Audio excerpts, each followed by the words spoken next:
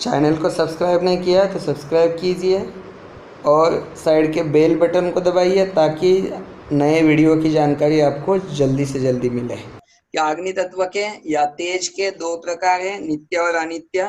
फिर नित्य कहाँ था? परमाणु रूप। स्क्रीन दिखाई देती है ना सबको? हाँ सर। हाँ जी।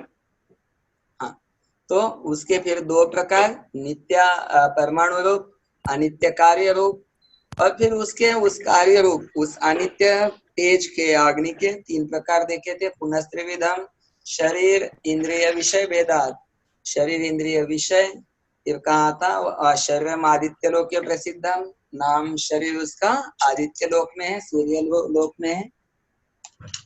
फिर इंद्रिय रूप का ग्रहण करने वाला चक्षु आंख के अगले वाले हिस्से में, कृष्ण जो काला पॉइंट है उसके अगले हिस्से में या पूर्व भाग में वह रहता है। यहाँ तक लगभग हमारी चर्चा हुई थी। तो आज हमको स्पष्टता करनी है कि उसके विषय।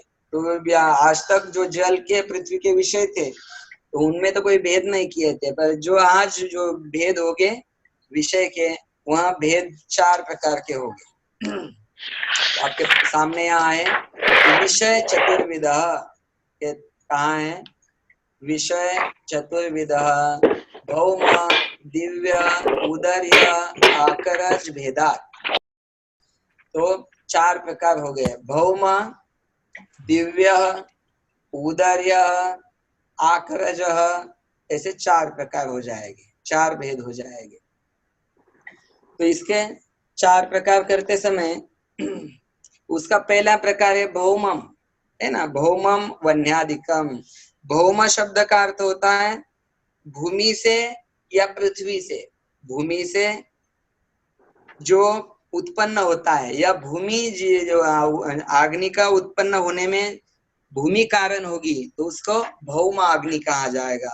आप सब लोग पृथ्वी पर है, तो पृथ्वी पर जितना भी आपने आग अग्नि आप देखते हैं तो वह कैसा है? वह कैसा है? भौम का कहा जाएगा। क्योंकि भूमि की कैसे उसमें कारणता रहेगी? क्योंकि आप देखते हैं, आप लकड़ी को जलाते हैं तो आग निकलती है, आप कूड़ा कचरा जलाते हैं तो आग निकलती है, या फिर और भी कुछ चीजें होगी जिसको आप जलाते होगे तो उससे आग उत्पन्न होती है, अग्नि उत्पन्न होता है। तो वह सब चीजें कहाँ की है? भूमि की है, पृथ्वी की है। हम उसको पार्थिव भी मानते हैं लकड़ी को, या कोयला भी उसमें आएगा। कोयला आगे जाके हम थोड़ा सा अलग भेद करेंगे चतुर्थ वाले में, पर कोयला भी भूमि का ही माना जाएगा क्योंकि भूमि का ही एक भाग है वह, उसको हम अलग से नहीं मानेंगे। तो कोयले के कारण कोयला जलाते हैं तो भी आपको अग्नि मिलता है, उष्णता मिलती है, तेज मिलता है, तो वह भी उसको भौमम कहा जाएगा। तो ऐसे पृथ्वी के कारण जहां जहां भी आपको जहां जहां भी दिख सकता है, आपको पता है दो पत्थर एक दूसरे के ऊपर मारते हैं तो भी अग्नि पैदा होती है ना? घर्षण से, घर्षण से। फिर लकड़ी के ऊपर लकड़ी के ऊपर घर्षण होता है तो भी अग्नि उत्पन्न होती है। तो मीन्स पत्थर में भी अग्नि है पर कम प्रमाण में है। लकड़ी में जितने प्रमाण में है उसके मुकाबले बाकी चीजों में कम है, अग्नि तत्व कम है, वहां कारण कम मिलेगा। उस लकड़ी में पृथ्वी तत्व तो है ही, उसमें पृथ्वी तत्व पार्थिव तत्व तो है ही, पर उसमें अग्नि भी है। क्योंकि अग्नि नहीं होता तो फिर उसमें आग लगती ही क्यों? अग्नि है उसमें, इसलिए तो आग लग रही है। तो पृथ्वी की जो चीज है, जो पार्थिव चीजें है जिसमें अग्नि तत्व है, वह जहां जहां अग्नि के उत्पत्ति में कारण बनते हैं उसको हम भौमम कहेंगे। उसको हम क्या कहेंगे? भौमम। दूसरा है दिव्यम। दूसरा कौन सा है? दिव्यम। अबिंधनम दिव्यम विद्युदादि, है ना? कहाँ है कि अप एव ईंधनम यस्य, या अप पानी ही पानी आदि, उसमें क्या कहा जाएगा? अप मीन्स हमने देखा ना, अप में वहां पीछे देखा है 2 नंबर में, इसके पहले अप जल, जल के कारण या जल ही ईंधन रूप में है जहां, और तब अग्नि मीन्स जो तेज प्रकट होगा उसको हम दिव्य कहते हैं। उसका उदाहरण दिया विद्युत आदि। क्या क्या कहा उसको? विद्युत आदि। आप देखिए अभी आपके जो बिजली है, क्या है, बिजली है। बिजली कहाँ से प्रकट होती है? लगभग आपने देखा होगा, बादल ऊपर जाते हैं तो बादलों में आपस में घर्षण होता है, पानी में घर्षण होता है, किसमें हुआ? वहां बिजली उत्पन्न होती है, विद्युत उत्पन्न होती है, वह भी इसी में दिव्य में ग्रहण की जाएगी। किसमें ग्रहण की जाएगी? वहां भी अप एव ईंधनम, वहां बादल आपस में टकरा रहे हैं, घर्षण हो रहा है और बिजली पैदा हो रही है। फिर वह बिजली आगे जाके बारिश का कारण होगी, वो बात में वो बड़ी लंबी चर्चा है, वह कैसे उसमें कारणीभूत होगी। फिर आपका वहां साइंस आएगा, फिर H2O आदि आदि, उसमें कैसे संयोग होगा, फिर उसका कैसे बादल आएगा, देखा जाएगा आगे। तो वहां बादलों में। फिर दूसरा कहाँ होता है? आपका गैस। आपने देखा है ना, गैस को देखा होगा सभी ने। आपके घर में LPG आता है, किस रूप में होता है? कितने किलो का आता है? नहीं, गैस गैस कहाँ के है फॉर्म इधर? में है, गैस रूप के में फॉर्म गैस में। कहाँ है? फिर गैस है, वायु वायु है, तो फिर आपने 15 किलो कैसे गिना उसको? हाँ, द्रव रूप में है, द्रव रूप। द्रव रूप में है वह। कैसा है? जल रूप में ही है वह। अभी उससे आग निकलती है, उसमें उसके कारण आग निकलती है। उससे क्या होता है? अग्नि उत्पन्न होता है। आपका पेट्रोल आदि क्या है वह? किस रूप में है? द्रव रूप जल में। रूप। हाँ, ईंधन जो निकलता है ना, ये क्या क्रूड ऑयल बोलते हैं ना उसको, क्रूड ऑयल। हाँ, हाँ, उसके ऊपर प्रोसेस होके आगे उसमें से फिर अलग अलग बनाया जाता है। और वहाँ किस रूप में है? जल रूप में ही है वो। द्रव रूप में। जल रूप में ही है, पर प्रथम द्रव रूप में है वहाँ ही एक प्रकार। क्या मानते हैं उसको हम? दिव्य मानते हैं, तेज का ही एक प्रकार मानते हैं। अप एव ईंधनम यस्य। समझ में आया? हाँ हाँ हाँ सर। जल विद्युत प्रकल्प में जो बिजली आदि विद्युत पैदा होती है, वहां जो उष्णता आदि जो होती है, वह इसके अंदर में नहीं आएगी। वहां केवल टरबाइन घुमा रहा है, वो बिजली नहीं बना रहा है, तो वहां इसमें ग्रहण नहीं किया जाएगा। उदर्यम, तो उदर्यम मीन्स उदर में जो स्थित है, उसको क्या कहा जाता है? उदर में जो स्थित है। उदर में अग्नि होता है। जैसे कल परसों किसी ने चर्चा की थी कि हमारे पेट में जो अग्नि होता है, हम उसको क्या कहते हैं? जठराग्नि। हाँ, आयुर्वेद की भाषा में उसको, लगभग शुद्ध भाषा में हम उसको जठर कहते हैं। उदर को क्या कहते हैं? जठर कहते हैं। और वहाँ कौन रहता है? अग्नि जठराग्नि। रहता है। हाँ, आप साइंस वाले उसको अग्नि नहीं मानते, साइंस वाले उसको HCl मानते हैं ना। क्या मानते हैं? एसिड। हाँ। HCl मानते हैं, तभी आपको भूख का अनुभव होता है, मीन्स, या फिर वो खाने को पचाता है। पर हम क्या मानते हैं? हम मीन्स हमारा जो आध्यात्मिक विज्ञान है, हमारा जो आयुर्वेद भी है, को अग्नि मानता है। तो कौन सा है वह जठर में, पेट में, या उदर में? इसीलिए उसको उदरीय कहा जाता है। क्या कहा कहते हैं हम उसको? उदर में रहने वाला उदरीय या जठराग्नि। तो वह क्या काम करता है? खाए हुए अन्न को, पिए हुए जल को पचाता है। वह क्या करता है? पचाता है। फिर आगे जाके आपको जो आयुर्वेद डॉक्टर से, तो उनको सबको पता है लगभग कि फिर सप्त धातु की भी अलग अलग अग्नि मानी जाती है, उनको सभी को पता है। तो वह भी अग्नि है, दोनों प्रकार की अग्नि वहां पर। इसी को ही मुख्य जो पेट में अग्नि है, जिस स्टेज का विभाग, वही उसको ही उसके उप प्रकार होके हम सप्त धातु की अग्नि मानेंगे। वो आगे की जो प्रक्रिया होगी, तो हमको केवल वहां जाठराग्नि मानना है, उधर में रहने वाला अग्नि। या आकरजम। आकर मीन्स आकर मीन्स खदान।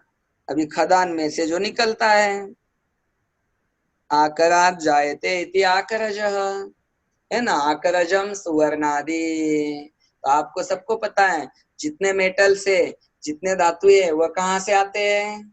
ऊपर प्रक्रिया होती है, फिर आपके सामने शुद्ध रूप में आता है। फिर वह लोहा हो सकता है, फिर सुवर्ण हो सकता है, फिर रजत हो सकता है, या बाकी ताम्र, जो जो भी जितने भी प्रकार के धातु है, तो वे सभी धातु कहाँ से आए हैं? खदान से। तो यहाँ कहाँ है? आकरजम सुवर्ण आदि। तो सुवर्ण आदि, आदि पद से क्या ग्रहण होगा? जितने भी मेटल्स है, क्या है?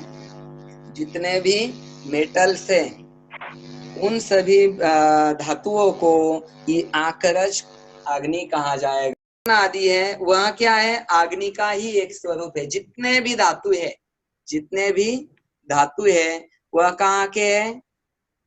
सुवर्ण अग्नि के रूप ही है। उनको पार्थिव नहीं माना जाएगा, भले वह पृथ्वी में से निकाले हैं। जैसे कोयले को भी खदान में से ही निकाला है, पर कोयला पार्थिव माना जाएगा। कोयले को क्या मानते हैं हम? पार्थिव मानते हैं। क्या मानते हैं? पार्थिव। पार्थिव। कोयला यदि जलाते हैं तो कोयले का कुछ बचता है क्या? नहीं। राख बचती है केवल। क्या बचती है? राख बचती है। पर आप किसी भी मेटल को पिघलाइए, बाद में वह जल जाता है क्या? नहीं जल जाता है, उतना ही बचता है, केवल पिघल जाएगा। क्या हो जाएगा? केवल पिघल जाएगा। और पिघल कर वापस उसमें से उष्णता जैसे जैसे कम होगी, फिर वह जम जाएगा। मीन्स स्थूल रूप में हमको दिखाई देता है, द्रव रूप का फिर स्थूल बनता है। तो इसका अर्थ क्या हुआ? क्योंकि उसमें अग्नि तत्व, इसीलिए उसको अग्नि तत्व समाप्त नहीं कर पाता है, अग्नि तत्व जला नहीं पाता है, क्योंकि उसमें अग्नि तत्व है। उसमें क्या है? अग्नि तत्व है ही। यदि उसमें अग्नि तत्व नहीं होता तो कोयले जैसा सोना, चांदी, लोहा भी अग्नि में पर तपाने के बाद जल जाते हैं, उनकी भी राख हो जाती। पर ऐसा नहीं होता है। इसका अर्थ है कि उसमें क्या है? अग्नि तत्व है, और अग्नि तत्व का ही एक भाग है। क्या है वह? अग्नि तत्व का ही एक भाग है। सबको लगभग पता है अग्नि चमकता है, तो वैसे हर एक धातु भी चमकता है। किसी किसी को अपवाद छोड़िए, या धातु के अलावा भी कोई चमकने वाला हो सकता है, वो अपवाद छोड़िए केवल। तो धातु में भी क्या होती है? चमक होती है। वह चमक किस कारण से है? किस कारण से अग्नि है? तत्व, अग्नि तत्व के कारण। के कारण है। इसी अग्नि तत्व के कारण है। अभी ये जो धातु है, जितने भी धातु है, वर्ग है, वह क्या पहनता है? गोल्ड, सुवर्ण। गोल्ड पहनता है। क्यों पहनते हैं? शुभ है ना। क्या शुभ है उसमें? वो अग्नि का ही है। लोहा भी अग्नि का है, सोना भी अग्नि का है। अभी बताया ना आपको, ज्ञान तो हुआ यहाँ। क्या शुभ शुभाशुभ? शुभाशुभ क्या है? मूल्य भी किसने बढ़ाया? मूल्य तो पहले कुछ नहीं था, सोना लोहा एक बराबर था। उसमें क्वालिटी है ना। क्या क्वालिटी है उसमें? वो वाहन की शक्ति ज्यादा है ना सोने में। हाँ, तो आपके शरीर पर करंट पास होता है ना, आपके शरीर पर पहनने के बाद में क्या, किसका वहन करना है? हीट जो है शरीर, हमारे body heat, body heat. Body heat कहाँ ले जानी है? पृथ्वी में, हाँ, जमीन पर हम पैर रखते हैं तो सिल्वर का इसमें से नहीं। अभी देखिए, वहन का अर्थ क्या होता है? आपको एक जगह से दूसरे जगह वहन करना है, तो बीच में यह माध्यम बनेगा, तब हमको वहन शक्ति मानी जाएगी। अभी आपने समझो सोने को कान में, नाक में या गले में पहना है, वह किसका वहन करेगा? कहाँ वहन करेगा? उसका महत्व नहीं है, ऐसा नहीं, पर वहन की बात तो नहीं हो सकती है। क्यों पहना है आपने? क्या ठोस कारण क्या है आप सबके पास? वो ज्यादा मूल्यवान है। नहीं, मूल्य कुछ मूल्यवान नहीं है। जब सृष्टि उत्पन्न हुई थी, उस समय सोने का भी वही मूल्य था, और लोहे का भी वही मूल्य होगा। या कुछ साल पहले की बात होगी, सोना और लोहा एक बराबर था। हमारे भारत की बात देखिए, पहले हमारे यहाँ कितना सोना था, कोई मूल्य नहीं था उसका। सोने की चिड़िया कहा जाता था, तो इसका मतलब है कि यहाँ लोहे जैसा सोना भी होगा। तो क्या मूल्य कहाँ रहा उसका? जो चीज कम होती है उसका मूल्य होता है। मूल्य तो आपने बढ़ाया, अभी मार्केट गिर रहा है तो सब लोग सोना खरीद रहे हैं, तो 50,000 तक ले गए, आप ले गए ना, उसका अपने आप तो नहीं बढ़ गया मूल्य। छोटे बच्चों को सोने का और लोहे का ज्ञान है क्या? नहीं है, उसको नहीं। किसी धातु का ज्ञान नहीं है। है वैसे, वैसे तो है जिस दृष्टि से हम देखते हैं वैसे तो उसको उसकी पहचान नहीं है, उसको उसकी पहचान नहीं है। पर आप छोटे बच्चे के सामने भी आप दो चीजें रखिए, लोहे की चीज रखिए और सोने की चीज रखिए, तो किसको पकड़ेगा? खिलौने की जैसी, खिलौने को सोने को पकड़ता है ना, चमकीला है, वैसे किसको पकड़ेगा? वह सोने को चमकीला है वो। सोने को पकड़ेगा और पकड़ता है, लगता है। तो छोटे बच्चे को करके देखिए, 1 साल तक का बच्चा होगा, उसको उसके सामने रख के देखिए, क्योंकि उसमें अग्नि तत्व अधिक है। और कल ही बताया था, जिस चीज में अग्नि तत्व अधिक होता है सबका उसके प्रति आकर्षण होता है। उसके प्रति क्या होता है? आकर्षण होता है। चांदी में कम है तो चांदी के प्रति आपका स्वाभाविक रूप से आकर्षण कम है। इसलिए 4 चीजें यदि, 4 धातु यदि आपके सामने रखे होंगे तो अपने आप आपका आकर्षण सोने की तरफ जाता है। आपको सोना सुवर्ण आकर्षित करता है क्योंकि उसमें अग्नि तत्व अधिक है। बाकी में चांदी में उससे कम है, सब में ऐसी मात्रा कमी हो जाती है। सब में है, नहीं है ऐसी बात नहीं है, पर मात्रा की कमी है। और मात्रा की कमी होने के कारण हम सबका फिर वैसा वैसा हमने फिर उसका वैल्यू भी कम किया। जिसके प्रति हमारा ज्यादा आकर्षण था उसको बड़ा मूल्यवान समझा, बड़ा उसका दाम बढ़ा दिया, हमने बढ़ा दिया। तो उसमें अग्नि तत्व अधिक है, उसमें अग्नि तत्व अधिक है। बाकी में उसके प्रति बाकी में कम है।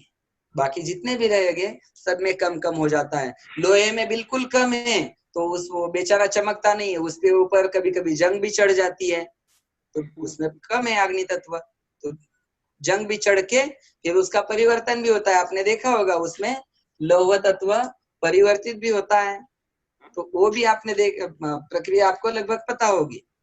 तो इस प्रकार जो खदान से, आकरज मीन्स खदान से निकलने वाले सुवर्ण आदि जितने भी धातु है वह अग्नि का ही विषय है। उनको हम अग्नि ही मानते हैं।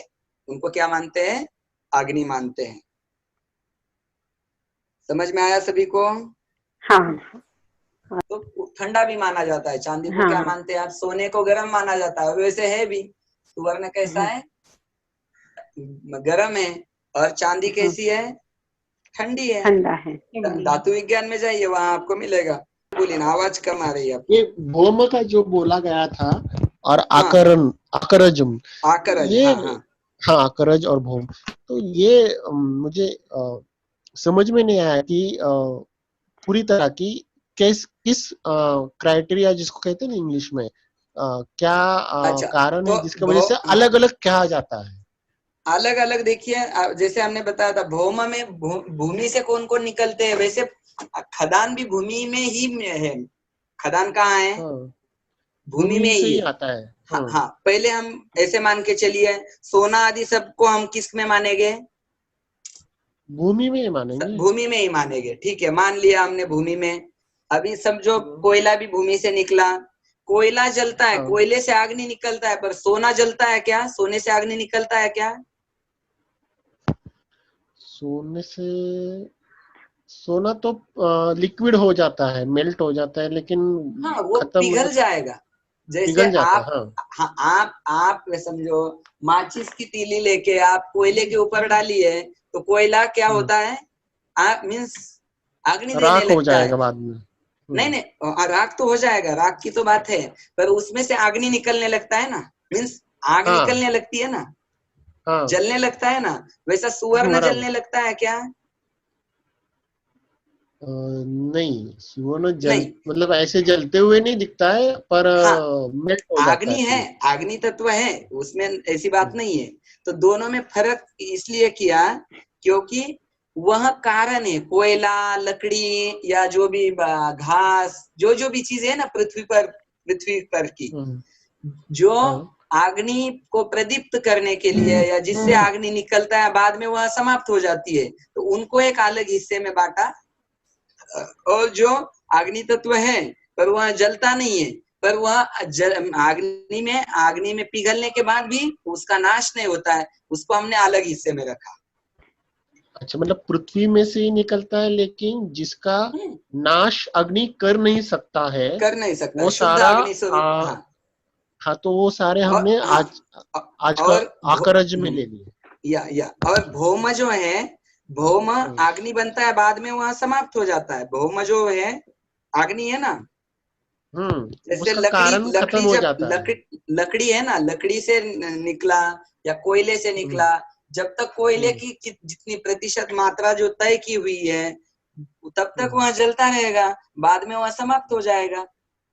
समाप्त मीन्स क्या हो जाएगा, वह परमाणु रूप में जाएगा। बाद में वह लकड़ी में जो अग्नि तत्व था, जिसके कारण वह आग लगी थी, वह परमाणु स्वरूप में मीन्स परमाणु हो जाएगा।